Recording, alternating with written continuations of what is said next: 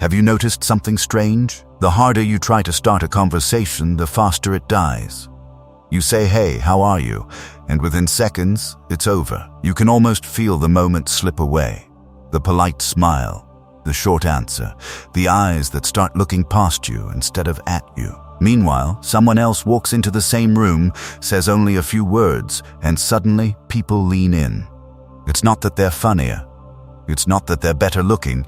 It's something deeper. When they speak, their words have weight. They don't chase attention. They attract it. You probably told yourself they had some rare gift, some natural charisma you were born without. But here's what they actually had. They mastered the most misunderstood force in all of human connection. Not charm, not wit, not confidence in the way most people think of it. They had presence. And presence isn't something you're born with. It's something you practice. Word by word, breath by breath, silence by silence. Here at Stoic Reminder, we talk about this as the difference between performance and presence. The Stoics, Marcus Aurelius, Epictetus, Seneca, understood something modern psychology is only now confirming. The people who draw others close aren't the ones who say the most interesting things. They're the ones who make other people feel most deeply understood. Today I'm giving you 6 phrases that attract anyone. Stay with me because the 4th one is the most misunderstood, and once you get it, you'll feel the shift immediately in how people respond to you. Miss it, and the other 5 are just lines you recite.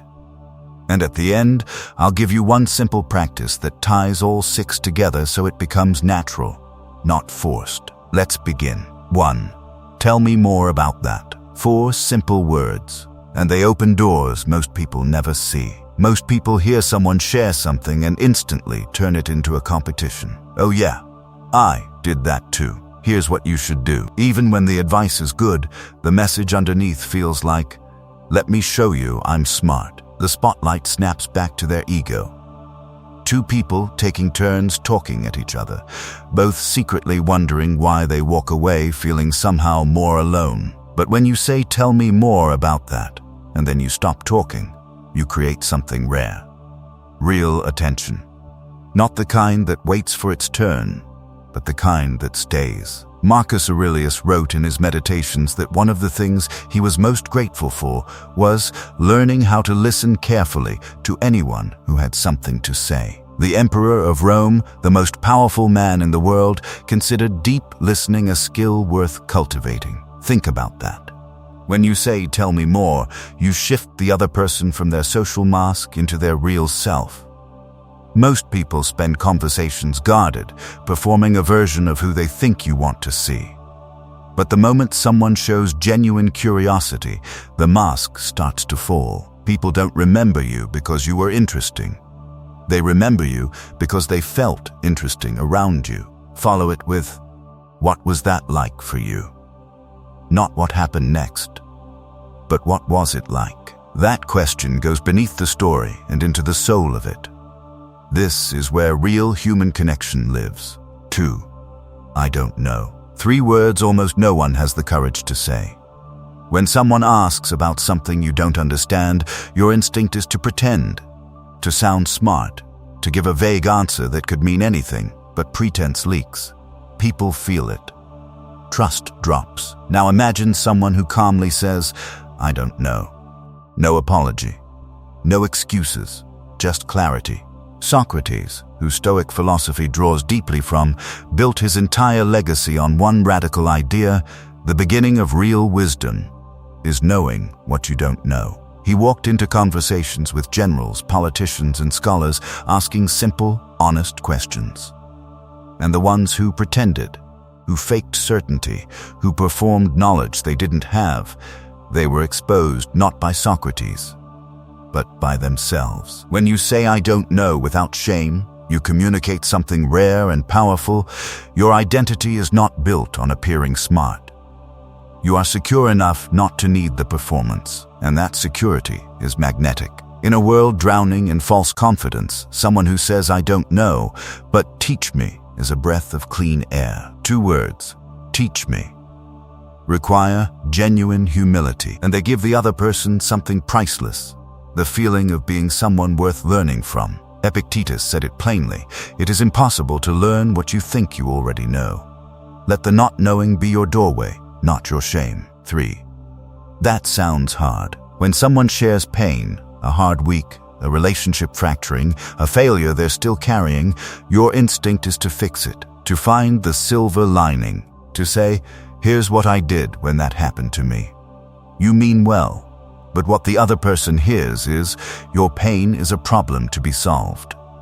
Which means, beneath all the good intentions, you're really saying, stop feeling this way. 3 words change everything. That sounds hard. Not it'll get better. Not at least, just honest acknowledgement, presence in the difficulty of it. The Stoics are often misunderstood here. People think Stoicism is about suppressing emotion. It isn't. Marcus Aurelius wept. Seneca wrote about grief with devastating honesty. What Stoicism teaches is not the elimination of feeling, but the discipline to meet other people's feelings without running from them. When you say that sounds hard and go quiet, you give someone something genuinely rare. Permission to feel what they feel without being rushed out of it. Then ask the single most underused question in any relationship. Do you want advice right now? Or do you just need me to listen? That one question has saved more friendships, more marriages, more working relationships than any piece of advice ever given. Because it honors what the person actually needs instead of assuming you already know. People return to the places where they are allowed to be human. 4. Silence. Most people hear this and think, I already know this. Listen more. Got it. No. That's not what this is. This is the hinge that makes the other 5 powerful. Without this one, the rest are just phrases you rehearse. With it, they become part of who you are. Most people panic the moment a conversation gets quiet. They fill the space with nervous words, random stories, forced laughter. They think silence is failure. But silence is strength. Silence is not empty. It's space, and space is where trust grows. Epictetus said, we have 2 ears and 1 mouth so that we can listen twice as much as we speak. But he wasn't just talking about listening. He was talking about the discipline to be comfortable with what the pause reveals. Here is a practice. The next time you ask someone a meaningful question, ask it and go still. Don't soften it.